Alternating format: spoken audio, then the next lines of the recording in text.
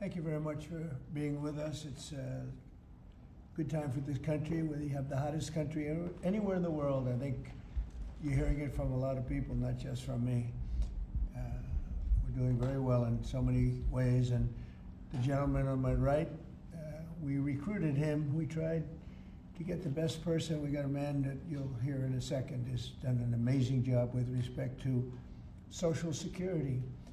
He's running it, and he's running it like nobody ever even dreamt possible. And it's the 90th anniversary right now of Social Security. So today we celebrate that 90th anniversary of one of the most significant pieces of legislation ever signed into law, the Social Security Act of 1935, and we're going to make it stronger, bigger, and better. Really doing a job. In the campaign, I made a secret pledge to our seniors that I would always protect Social Security, and under this administration, we're keeping that promise and strengthening Social Security for generations to come. You keep hearing stories that in 6 years, 7 years, Social Security will be gone, and it will be if the Democrats ever get involved, because they don't know what they're doing. But it's going to be around a long time with us. Very much, you'll be surprised to hear some of the numbers. I'm delighted to be joined by the Commissioner of the Social Security Administration, Frank Bisignano, who in the world of business, in fact, I wrote some of the little things down that he's had an amazing, he was Chief Operating Officer of J.P. Morgan Chase. He worked for Jamie Dimon, and Jamie Dimon said that he was amazing. So think of that, Chief Operating Officer, J.P. Morgan Chase, had a storied career. Then he went to First Data. For those in the business, you'd know it's the largest payment company anywhere in the world. And worked for Henry Kravis, and it was in big trouble. He took it over as CEO. He made it incredible. They merged with Fiserv, and he became CEO of that, and that became extremely successful. I was in Milwaukee. I guess they have the Milwaukee Arena, and where we had some good success and some good speeches.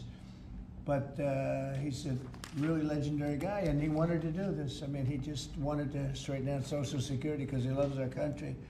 And what he's done in a few months is amazing. Almost 60 million American seniors rely on Social Security for peace of mind and a life of dignity and retirement. These Americans paid into the system, and they deserve leaders in Washington who are going to protect the benefits they've had and protect Social Security. Under Biden, Social Security went down like nobody's ever seen. It deteriorated. There's never been anything like it. The 4 years of Biden were very, very destructive. It couldn't have gone on much longer. Social Security was going to be destroyed. It was being destroyed. The average call wait time reached an all-time high of more than 42 minutes.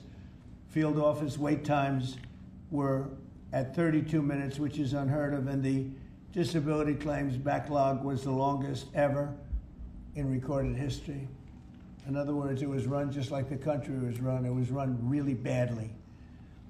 But I'm pleased to report that under our leadership, and Frank in particular, the changes he's made and what he's done is sort of a miracle.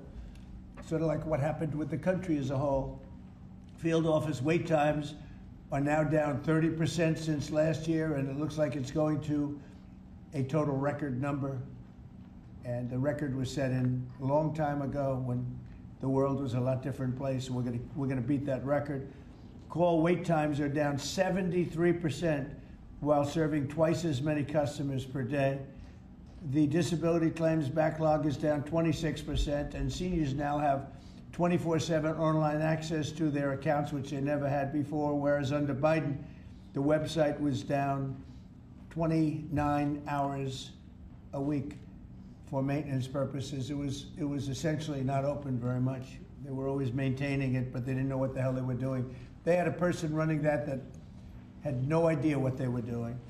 Among my very first acts was to order all government employees to return to the office or be removed from the job, which means our Social Security offices are now open for full business hours 5 days a week.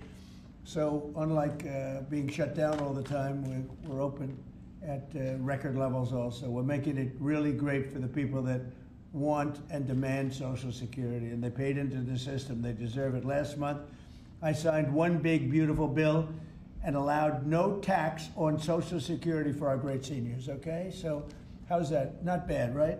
No tax on Social Security for our seniors. And to protect our benefits, we've already kicked nearly 275,000 illegal aliens off of the Social Security system. These are people, many of them have already left the country, and yet we were sending them checks all the time. And 275,000, and that number is now even larger than that, Frank. It's an unbelievable job. And what that's doing is making the system strong. It's making it strong. Biden never kicked anybody off. Everybody joined. And we're carrying out historic deportations to remove many more illegals committing Social Security fraud. It's the Social Security fraud that was taking place at levels that nobody's ever seen. We cleared 12.4 million names listed in the Social Security database over 120 years of age. Think of that. So we had 12.4 million names where they were over 120 years old. Is that right? That's a hell of a statement. I have a feeling, Dan, that's not really gonna, that really didn't happen, did it? So you have 12.4 million names listed in the Social Security database that were over 120 years of age, meaning you were breaking records, because I've never heard of anybody at 125. There were nearly 135,000 people listed who were over 160 years old, and in some cases getting payments. So somebody's getting those payments, and we're after that. We're also fighting the menace of inflation to make life more affordable for American seniors, and we've ended Biden's inflation nightmare. So we had the worst inflation in the history of our country, and now our inflation is down to a perfect number, a beautiful number, hardly any at all. And yet our country is taking in tens of billions of dollars and trillions of dollars, actually trillions of dollars in tariffs. You know all about it. It's been amazing. They say, why are we taking in so much money? Last week they found $29 billion and they couldn't figure out where it came from. I said, check the tariff shelf. And they said, how did you know that's where it came from? We're taking in billions and even trillions of dollars in tariffs, paid by other countries who, frankly, were taking advantage of us for many, many years. And they were doing that to us, but our people didn't know it. We didn't have smart business people. We've ended Biden's inflation nightmare and came in below expectations, and yet, again, this past month, we set records. Gasoline prices are way down, and really dramatically, as everybody knows, and energy prices have been going down, other than in certain states where you have Democrat-run states where they put windmills all over the place. Anytime you see a windmill, you'll say, well, they have bad energy costs, and it's happening in New Jersey. I saw that there's a revolution going on in New Jersey. They closed up a nuclear power plant, and they're raising electricity rates by 21, 22, and 28%, something like that. And you're going to have a new governor in New Jersey. I tell you what, you have a good man running in the Republican Party. He'll get them down. But what they've done is they've killed so many good sources of energy for very expensive windmills and lots of other things that don't work. 401ks and retirement accounts are soaring, and the stock market is setting record highs. Almost every day we're going record highs, and yet we're taking in hundreds of billions of dollars in tariffs. So it's turned out that Trump was right and they were wrong. A few smart people knew what was going to happen. A few of us were right. So we're going to keep the fighting going. We're going to make America's seniors every single day. We're going to fight for them. We're going to make them richer, better, stronger in so many different ways. But Social Security is like pretty much the one that we think about, and we love it, and we love what's happening with it. And it's going to be good for 90 years and beyond.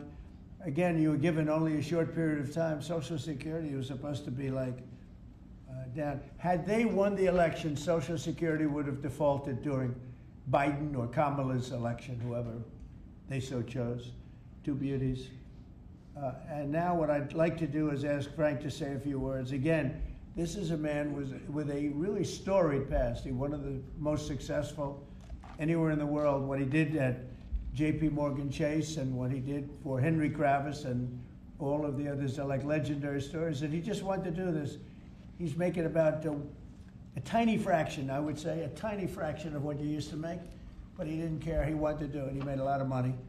And he said, I want to run that system. I want to put it back on track. And he's got an unbelievable talent over there. It's like a different place. So Frank, would you say a few words, please? Sure. Thank you. Is less than 1% tiny fraction, sir? Is that what it is, less than one?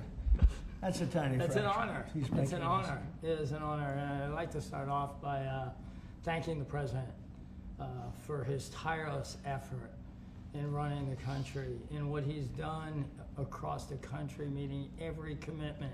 And, you know, I see it directly in the big, beautiful bill, the opportunity that it's brought to seniors. But his effort on every commitment, delivering against it, and delivering on world peace tirelessly. I'd like to also thank him for my opportunity. You know, he's teasing me, I'm teasing him about the economics of the job. But the reality is to serve 300 million Americans, which is what Social Security serves, is a tremendous honor. And him putting that faith in me and building what I believe, and I think I have a right to say it, is the best leadership team ever assembled in the White House and in the cabinet. So that's my great honor. So I come here and get the opportunity to serve the American public in a manner that I never imagined in my life. And what we found was the opportunity to fix a foundation. The reality is, people talk about 72 beneficiaries. I talk about over 300 million Americans with a Social Security number that we must protect through the system. And when you look at what we talk about in eliminating Social Security numbers that were live in the system, they could carry fraud through the whole system.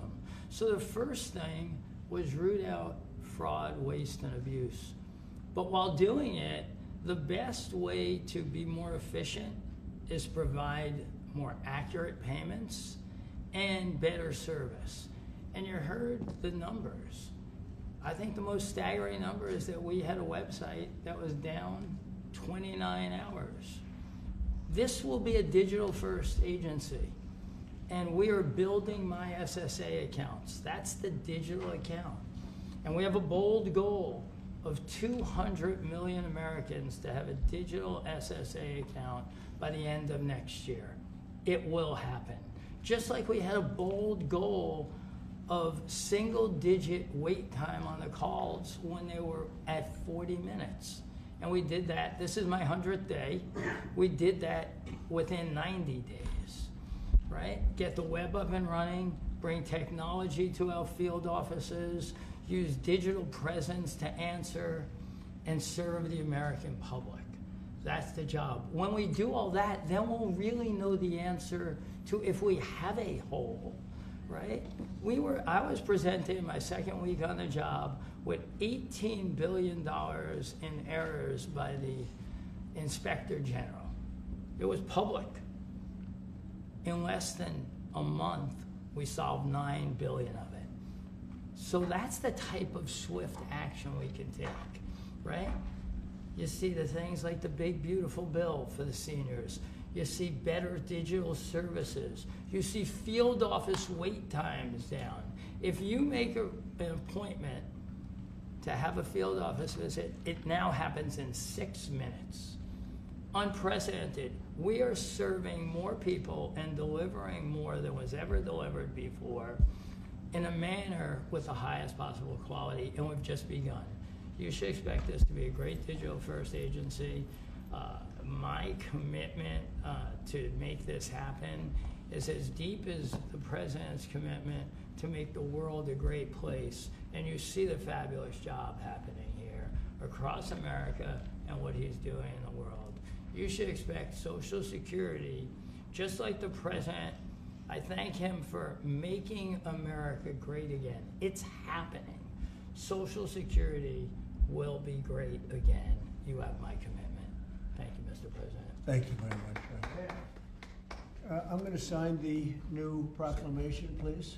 Sir, this is a proclamation both commemorating the 90th anniversary of the Social Security Act, the signing of the Social Security Act, and also the incredible accomplishments of your administration fixing and promoting and safeguarding Social Security. And it also obviously mentions the fact that as part of the One Big Beautiful Bill, a vast majority of our senior citizens are no longer paying taxes on their Social Security benefits as you promised in your campaign and as you delivered for the American people. That's a big factor, isn't it? Huh? Yes, sir. That's great.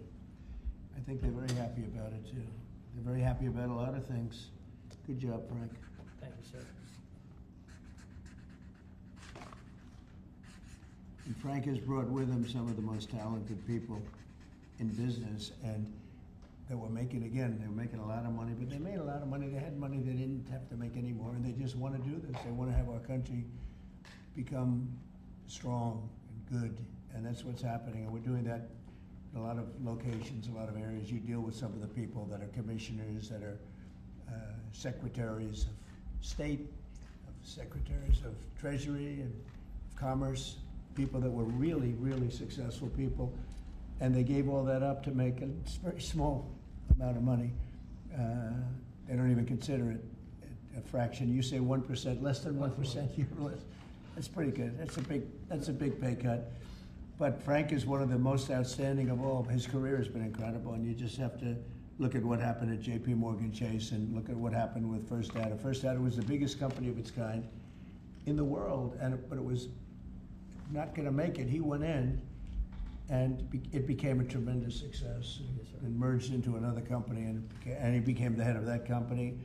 Then he said, let me go save Social Security. Because as big as that stuff is, it's small potatoes compared in terms of numbers, right? In terms of numbers, these are big numbers. Government numbers are big numbers. So I want to thank everybody for being here, but I'm really proud of you, Frank. And here's your proclamation, and let's take a look at what that looks like. Signed by the human hand. For a change. That's good, right? Do you have any questions for Frank? How about questions for Frank? Mr. President. For Frank? Mr. President? Yes, on Social Security. Please.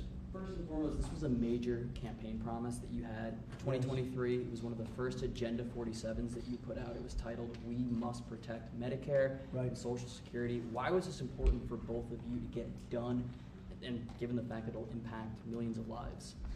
Well, it was very important to me because I knew how Social Security, I've been hearing about it for years, long before I came to office, that it was really going to die very shortly. And I had to put somebody outstanding in, and we were talking, I was talking to him on a business sense once, and I said, this guy's amazing. And he said, I'd love to help you with Social Security, because it's sort of what he does. You know, he takes troubled entities and turns them around. And he did some of the biggest messes in the world, and Social Security in a certain way, I guess, you know, you reported it all the time. In 4 or 5 years, it's going to go bust, but not anymore, it's not.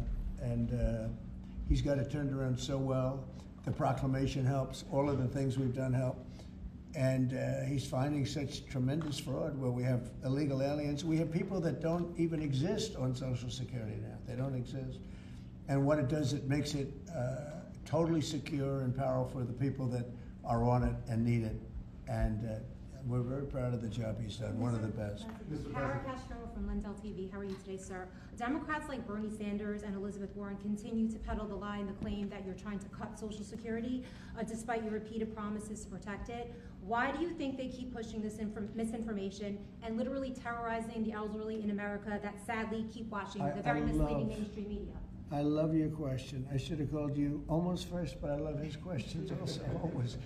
But it's such a good question. It's so vicious what they do. Elizabeth Warren said she was an Indian.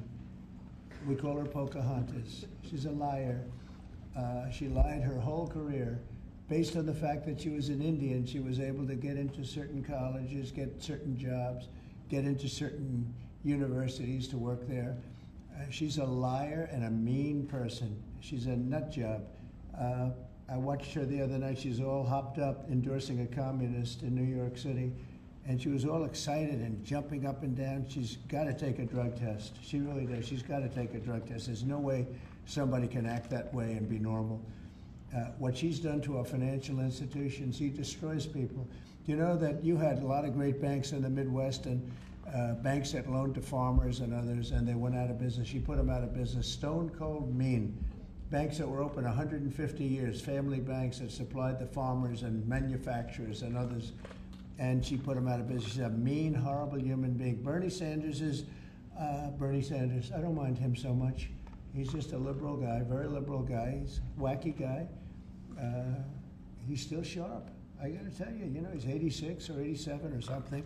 He's still sharp. You compare that to Joe Biden, it's, you know, sort of what happened. So I don't mind Bernie Sanders. With him, you know what you're getting. You're getting a guy, he's a nasty guy, but he's somebody that, I don't know if I call it a fastball, but he's able to throw the ball pretty well. He's okay. I watched him the other day. He was totally on the opposite side of things. I will say this, the biggest issue right now, and an issue that's really taken hold, is crime, stopping crime in the cities, and the Democrats are fighting the stopping of crime. So I think that's like men playing in women's sports is okay, or transgender for everybody okay, but this is a bigger issue. This is the biggest of all issues. Crime is rampant in D.C., it's rampant in our generally blue-run cities, and they've got to do something about it, or they're never going to win another election. And instead of calling me a dictator, they like to say Trump's a dictator. Trump's a dictator. Well, I had calls from many, many friends, including Democrats. I have a lot of Democrat friends, but they're normal people. And they were thanking me so much for what I'm doing in D.C. They feel so safe already. And you know, at the border, we had 0 people come in, and this is done by a liberal group. They're the people that do it. I have nothing to do with it. 0 people in 3 months. We had 0, 0, and 0 for 3 months. And last year we had millions of people pouring in from all countries, from jails, from drug addicts, gang members, drug dealers by the thousands and thousands. 11,888 murderers, half of whom committed more than one murder. They flowed into our country, and for the last 3 months we had none. And I didn't get, remember when Joe Biden used to always go, I need legislation, I had no legislation. I just said we're closing the borders, and the whole world understood it because they respect your country again. They really respect this country again. They didn't respect it. When he said it, it didn't mean anything. But now they know it meant a lot. And Mexico does what we tell them to do, and Canada does what we tell them to do, because we had the 2 borders. We have the northern border, the southern border, and they were both horrible. But now it's some people say it's a miracle. Well, what Frank has done with Social Security also is something very special. But what we're doing with crime, which will be your next question, I guess, that's because everyone's they're afraid. Half of the people here, maybe all of the people here, most of you live in D.C., you are petrified to go out. And you're liberal, and if you're liberal, you're going to have to change. You're Democrats, you're going to have to change your ways. So we will have crime under control very shortly in D.C., but they're record numbers, and sadly, what I guess the mayor did, but whoever it was, they asked the numbers to be fudged so that it would show less crime than the fact. The fact is, it's worse than it's ever been, and we will have it just like we did at the border, where with borders are totally in great shape right now, the best ever, record-setting shape. We'll have the crime situation solved in D.C. very soon. And we're also going to beautify the city. We have a beautiful city, but you can't have graffiti, and you can't have roads with potholes, and you can't have the medians, the dividers in the roads falling down on the street. We're going to be beautifying the city, making it really beautiful. We're going to be getting the criminals the hell out of here. We don't want the criminals in Washington, D.C. Mr. President, one on your Putin meeting and then one on D.C. crime. Are you prepared to offer Vladimir Putin access to rare minerals to incentivize him to end the war? We're going to see what happens with our meeting. We have a big meeting. It's going to be, I think, very important for Russia, and it's going to be very important for us, and important for us only that we're going to save a lot of lives. Look, we have, we're not paying any money, as you know, to Ukraine. We're supplying equipment. We're being paid 100% plus for that equipment by NATO. And I got NATO up from 2% to 5% of GDP. They now have billions of dollars. NATO is a very rich group of countries, and we make the best military equipment anywhere in the world by far, and they're buying our equipment, and they're paying 100% for the equipment, 100%. In fact, they owe us about $2 billion now. They're going to send a check. Another one was sent recently for $1 billion. So we're not spending any money anymore. Biden gave them $350 billion, got nothing for it. And if you look, and by the way, we also signed a rare earth deal where we get, years of rare earth to get our money back, the money we spent. But what I'm really doing this for is to save thousands of soldiers a week. You have Russian soldiers, you have Ukrainian soldiers, and then you'll have missiles dropped into various cities and towns in Ukraine. And they're losing last week they lost 7,251 people, mostly soldiers, Russian and Ukrainian soldiers. I'm doing it for that reason. We have a meeting with President Putin tomorrow. I think it's going to be a good meeting, but the more important meeting will be the second meeting that we're having. We're going to have a meeting with President Putin, President Zelensky, myself, and maybe we'll bring some of the European leaders along, maybe not. I don't know that it's going to be very important. We're going to see what happens. And I think President Putin will make peace. I think President Zelensky will make peace. We'll see if they can get along.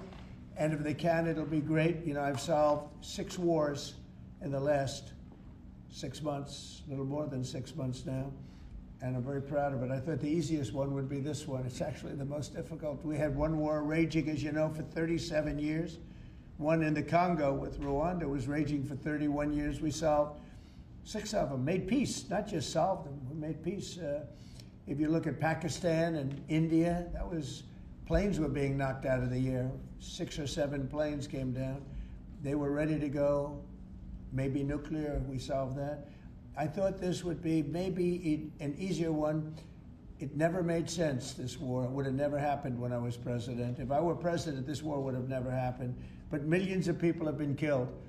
And I'm there for one reason, to see if I can solve. This was Biden's war. This isn't my war. I want to see if I can stop the killing. Yeah. The rare earths, do you plan to offer him access to that at all? We have great rare earth. We made that as payment for all of the money that we've spent so foolishly in Ukraine. We spent $350 billion. Now Europe spent $1 billion. That's a lot of money. They spent $100 billion. That's a lot of money, but we shouldn't be spending a lot more money than them, and they understand that. And I think that's maybe why we're not spending money anymore. We're not spending any money. They're paying us for everything. So people are shocked when they hear it. They don't even understand. They don't even write about it. But we're not spending money, but we are spending a lot of time trying to get the war solved. If we can get the war solved, we'll be very happy. As far as rare earth, that's very unimportant relative. I'm trying to save lives. And on DC crime, sir, on DC crime. Do you have a message for the Democrat lawmakers like Nancy Pelosi or media who are saying, after living here for many years, that there is no crime and you're trying to start a new news cycle? It's another reason why the Democrats lost the election in a landslide. They lie. It's just lie. Look, the crime is very bad. I think they'd be much better off saying, we want to help President Trump with the crime because it's an epidemic. It's a tragic situation. It's the worst it's ever been. And we want to help President Trump with the crime, as opposed to, he's a dictator. He's a dictator. People are so happy to see our military going into D.C. and getting these thugs out. As you know, we arrested a lot of people yesterday. We arrested a lot of people today. We're getting people that have arrest records that you wouldn't believe. 28 arrests, 15 arrests, brutal, brutal people. And we're going to have to do something about this cashless bail, because people shoot somebody, they kill somebody, and they're out on the street in less than an hour. Now, that's when it's all started, in New York, in Chicago, Los Angeles. You take a look. If we didn't go to Los Angeles to help this incompetent governor and a mayor that doesn't know what the hell she's doing, if we didn't go to Los Angeles, you wouldn't have a big part of it burned down. The other part of it would have burned down too. You would have not had, I don't think you would have been able to have the Olympics. We have the Olympics. I have a lot at stake with that, because I'm the one that got the Olympics. I got it in my first term, and I was saddened because I got it for what would be my third term, okay, which turned out to be second term.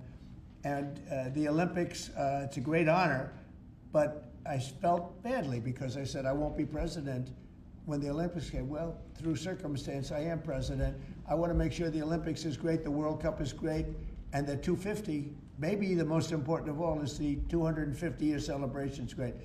So what's happening is we will work very hard. You would not have had, I don't believe that if I didn't send in the troops, I don't think you would have had Los Angeles in condition to have the Olympics. I think you would have had to tell them, I'm sorry, you're going to have to go someplace else. And if you look at the police commissioner or the sheriff, he said, we really needed them. Thank God they were here. We really needed them. That was the first 2 or 3 days. After we solved their problems, then he said, well, I think we could have maybe done it. No, he was told what to say. He said, you go back to your files and see what he said. He said, thank goodness they came. If I didn't go and put our military there, or National Guard in that case, and we'll go military if we have to, but the National Guard went there. They were very effective. If we didn't do that, I don't think you would have had the Olympics in Los Angeles. The place would have been just like the 25,000 houses that burned down, where, by the way, the governor ought to focus on getting their permits. You know, the federal permits are given. Those are the hard ones, and they were given a long time ago. People can't rebuild their house because they can't get permits from the state and the city, and they ought to focus on that because it's very upsetting. I went there right after the fires. I walked the streets, and I met a lot of great people that want to rebuild their homes. We took care of it from the federal standpoint, but they're not taking care of it from the city standpoint, the mayor and the governor. They're not getting their permits. They can't build their houses. Mr. President, on DC crime. Go ahead, please. Mr. President, thank you. Do you think this summit and the incentives for peace you are putting on the table could end up rewarding Putin for his invasion of Ukraine? And what kind of signal do you think that could potentially send to other aggressors? No, I don't think it's a reward. I think that what we have is a situation that should never have started, should have never started. It didn't start under me, and for 4 years it wasn't even discussed. And I could see it was going to happen after I left. I could see what was happening. Everything that we did was wrong. Everything that was done was wrong. Everybody's to blame. Putin's to blame. They're all to blame. This is a war that would have never happened. Mr. President, on DC crime, sir. The other question on LA, Mr. President, earlier today, the Washington, D.C. police chief issued an executive order allowing metropolitan police officers conducting traffic stops to notify federal immigration and customs enforcement about undocumented immigrants that they encounter. Yet the city has a long-standing pro-immigration policy, including allowing non-citizens to vote in local elections. Which is ridiculous. And limiting cooperation with federal immigration agencies. Right. Did your administration pressure the D.C. police chief to review and repeal these policies? And will you require other cities to roll back similar policies to avoid possible federal takeover of local law enforcement? So what you're saying is that it was a very positive thing. When they stop people, they find they're illegal, they report them, they give them to us, etc. That's a very positive thing. I have heard that. It just happened. That's a great step. That's a great step if they're doing that. Yeah, I think that's going to happen all over the country. We want to stop crime. I think if the Democrats aren't strong on this issue, they won't be able to do it. I think this is a bigger issue than all of the other ridiculous things that they, like open borders. Well, open borders is bad. Open borders has caused a lot of this problem, allowing millions and millions. I think 24 million people were allowed to come into our country. Many of these people from prisons, from jails, from mental institutions. This was the Biden policy. And I don't believe it was him. He was never there before. It was the people that encircled this very beautiful desk, the Resolute desk. Radical left lunatics who were smart, but radical left. And I'm very happy to hear what you just said, because I've heard that. And Mr. President, on LA, if I may, the mother of a 15-year-old California boy was briefly detained at gunpoint in a case of mistaken identity. The LAUSD superintendent says that surveillance video shows armed agents wearing police and border patrol insignia. Given the National Guard, the Border Control, ICE agents, they're not trained in local policing. What specific steps are you taking to ensure that young people are not put in harm's way with these types of operations? Yeah, what they are trained in is common sense, and they're very tough people. And they have great common sense, and they are highly trained. I heard the mayor of L.A. was saying, oh, they're not trained this way. I heard this character from, where was he from? They talk about him as a candidate. He's got no chance. The governor of Maryland, I watched him this morning saying that the governor of Maryland, yeah, they say maybe he'll be a president. He's not presidential timber at all. But I heard him today talking about how the National Guard or the military is not trained in police, but they're trained in common sense, and they're trained in not allowing people to burn down buildings and bomb buildings and shoot people and all of the things. They've done a great job. Again, if we didn't send them, and very importantly, if we didn't send them into Los Angeles, the rest of Los Angeles would have been burned down to the ground. When you look at Minnesota, Minneapolis, I sent them into Minneapolis because the governor wouldn't make the call. If I didn't do that, you wouldn't have a Minneapolis. It wouldn't be, I don't think it would be existent today. You remember the famous scene burning over the CNN anchor's shoulder? He said, everything seems to be very peaceful. And behind him, the whole city's burning down. So you had the whack job governor who ran for vice president who made a fool out of himself. You would have had, I saved that city, I'll tell you, I saved that city. So the bottom line is these are very tough people that are trained in a thing called common sense, and they're also trained in doing what we're talking about right now. And you watch crime stop, but you wouldn't have Los Angeles, it wouldn't be existent today. We would have had to cancel the Olympics if I let that go on. Mr. President, will you pressure Israel to allow journalists into Gaza to cover the humanitarian efforts the U.S. is pursuing? And I'd like to see that happen, sure. Would you pressure? I would like to see it happen. I would be very fine with journalists going in. It's a very dangerous position to be in, as you know, if you're a journalist, but I would like to see it. And on tariffs, Brazil, Mexico, and Latin America are getting closer to China, and they say it's partly because of the tariffs you're imposing those countries. Are you concerned them getting closer to China? No, not at all. I'm not concerned at all. They can do what they want. None of them are doing very well, and what we're doing in terms of economics, we're blowing everyone away, including China. We're doing better than any other country in the world right now. Brazil has been a horrible trading partner in terms of tariffs. As you know, they charge us tremendous tariffs, far, far more than we were charging them. We weren't charging anything, essentially. And Brazil has some very bad laws happening where they took a president and they put him in jail, or they're trying to jail him. And I happen to know the man, and I will tell you, I'm pretty good at people. I think he's an honest man. I think what they've done, this is really a political execution that they're trying to do with Bolsonaro. I think that's terrible. But they also treated us very badly as trading partners for many, many years. One of the worst countries on earth for that. They charged tremendous tariffs, and they made it very difficult to do anything. So now they're being charged 50% tariffs, and they're not happy, but that's the way it goes. Mr. President, on DC crime, sir, on DC crime, are you concerned at all that some federal officers that are helping DC police might be being pulled away from other high priority assignments? Like what? Like what?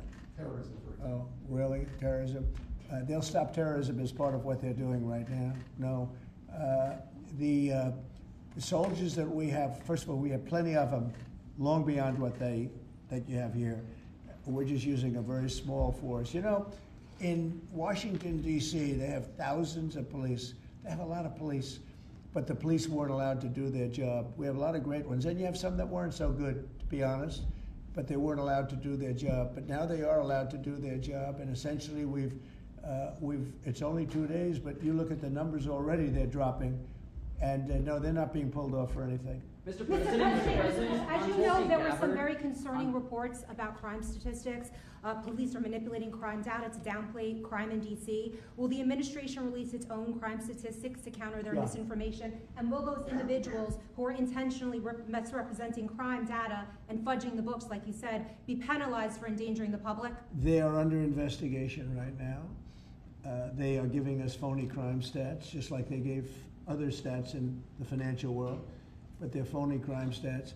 And Washington, D.C. is at its worst point, and it will soon be at its best point. You're going to have a very safe, you're going to have a crime-free city. I mean, I say that.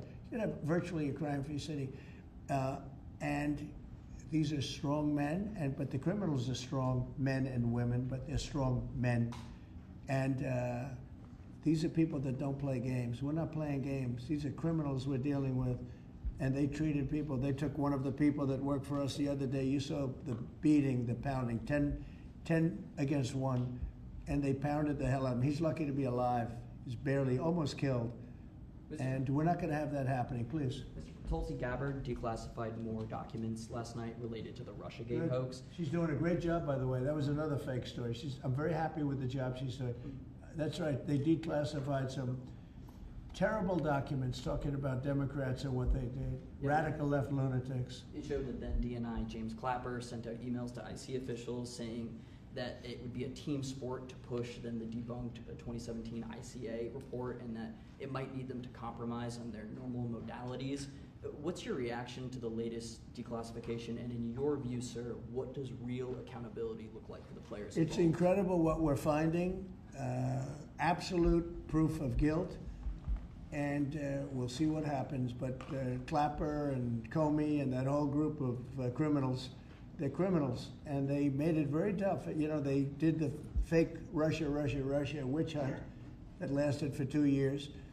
And I got totally exonerated. There was no doubt about it. They should have done it in 1 day, not 2 years. But it was a whole scheme to try and demean Trump so that I couldn't win an election.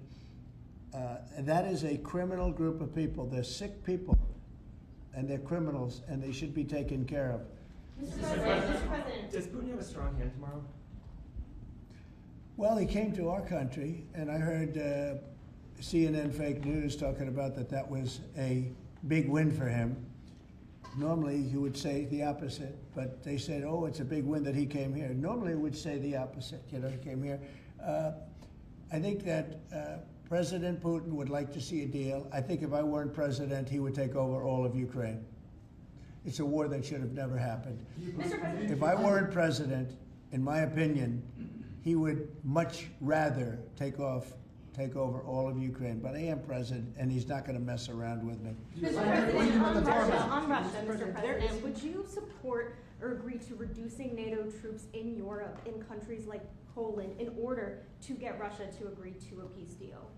That hasn't been put before me, and I'll think about that for later, but it has not been put before me. Go ahead. Is anything less than an unconditional and immediate ceasefire a victory for the U.S.? Tomorrow? Yes. Well, tomorrow we'll see. I say, I don't know where that comes from. It's sort of not a good question. I would say that tomorrow, all I want to do is set the table for the next meeting, which should happen shortly. I'd like to see it happen very quickly, very shortly after this meeting. I'd like to see it actually happen maybe in Alaska, where we just stay because it's so much easier. But I think that it's going to be very interesting. We're going to find out where everybody stands, and I'll know within the first 2 minutes, 3 minutes, 4 minutes, or 5 minutes, like we tend to find out whether or not we're going to have a good meeting or a bad meeting. And if it's a bad meeting, it'll end very quickly.